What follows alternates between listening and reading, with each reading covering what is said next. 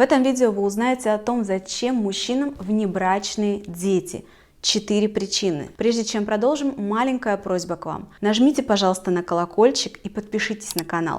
Благодаря вашему простому действию это видео может попасть в избранное YouTube, и благодаря вам станет доступно большому количеству людей.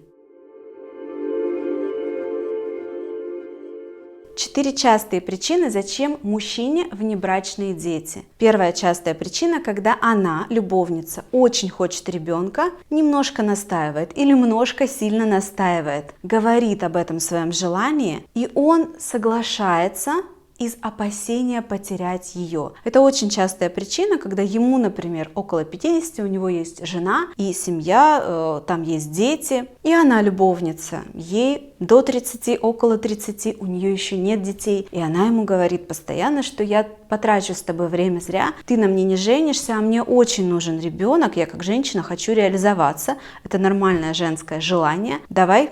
И он говорит, давай, хотя не очень хочет, но он понимает, что если он откажется, она с большой долей вероятности уйдет из-за этого. Таким образом, чтобы ее удержать рядом с собой, он на это соглашается, хотя на самом деле внутри ему этот ребенок, возможно, не особо и нужен. Второй вариант, когда он так сильно любит свою любовницу, что в принципе в перспективе, в голове своей строит планы, что, наверное, я к ней скоро уйду.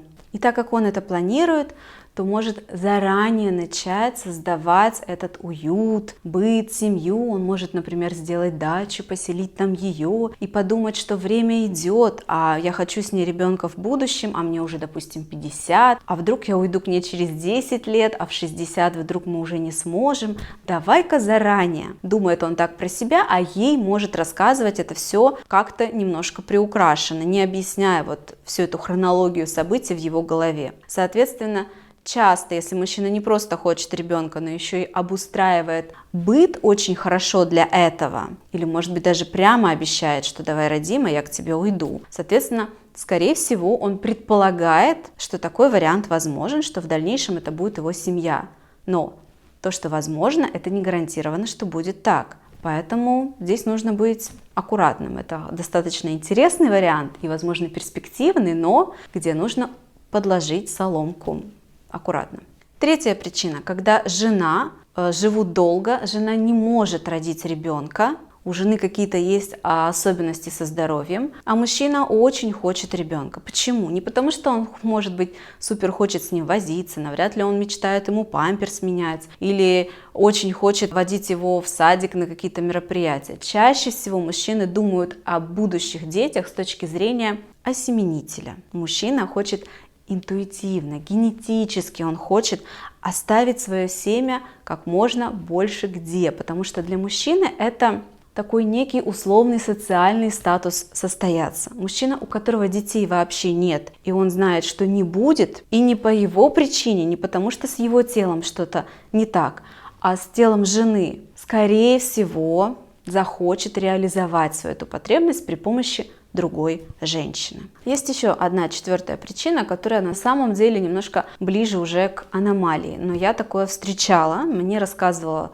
давно уже одна подруга тех лет. Был такой мужчина в ее жизни, достаточно состоятельный, красивый, харизматичный, очаровательный. Он купался во внимании женщины. И что он делал? Он прямо говорил девушке, которая ему нравится, следующий текст. Ты знаешь, я хочу иметь много детей. Я могу себе это позволить. Я обеспечен. Я могу дать этим детям классное будущее. Если хочешь, давай такой контракт. Ты мне рожаешь ребенка. Я никогда на тебе не женюсь. Я общаюсь с этим ребенком свободно столько, сколько хочу. Ты живешь в прекрасной квартире где-нибудь, хочешь в Майами, например. Где у тебя есть машина с водителем, у тебя есть няни, и стабильно на твой счет капает такая-то сумма денег. И как вы думаете, этот план реализовался хотя бы несколько раз? Да, у него было несколько таких, я могу это назвать только словом проект. Это как-то не вяжется даже со словом вторая жена, потому что это очень деловой подход. Вот здесь прям четко заходит слово проект. Он реализовал свой проект несколько раз, потому что когда он предлагал это ей,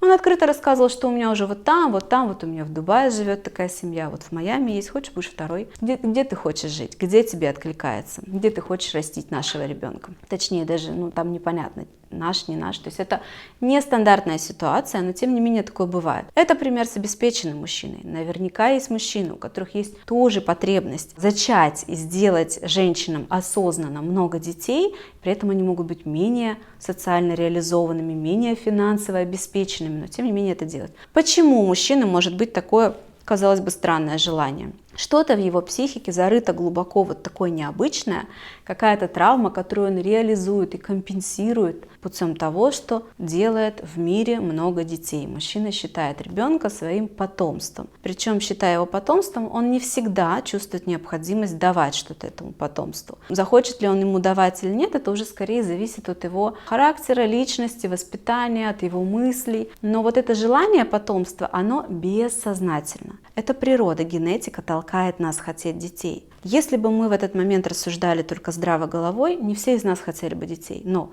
женщине в определенном возрасте начинают шкалить определенные гормоны в ее теле, она идет по улице, засматривается на детишек и прям чувствует всем телом: хочу стать мамой. С мужчинами иногда происходит примерно то же самое, они это чувствуют как-то иначе, по-своему. Хочу в компаниях с мужчинами в бане говорить, что у меня 5 детей, потому что это будет расцениваться как я сильный, классный самец. Я смог сделать 5 детей, например, может думать такой мужчина с такой вот особенностью. Если у вас есть вопросы после этого видео, пожалуйста, пишите их в комментариях под видео, постараюсь зайти и ответить вам на ваш вопрос. Оставайтесь на канале, приходите в гости, видео здесь выходит регулярно каждый день. До встречи, пока-пока.